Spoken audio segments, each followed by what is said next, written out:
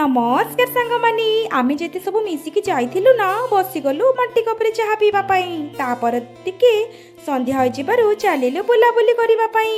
आश्रम बाड़ी को मन होइथिला तापर टिके गुपचुप खाइबा पाई सेठारे ना सब बिना प्याज रसुण रे होउची मु खाइबा संगे संगे एपटे मो सामना बाला को भी मु टिके खुआई दउची सेक न खाइबारु मु पर टप करी गिळी पकेइची तापर दिन बड़ी भर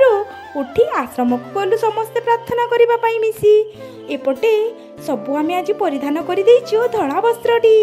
केते सुंदर धळा बग परि देखा जाउछु आमे देखु नाहंती प्रार्थना सारिबा को एपटे होई जाइछि पूरा सकाळ देखु नाहंती बसिबा को पूरा भिड़ एते प्रबल चारिपटे भिड़ ही भिड़ समस्तंकर खाली मुंड देखा जाउछि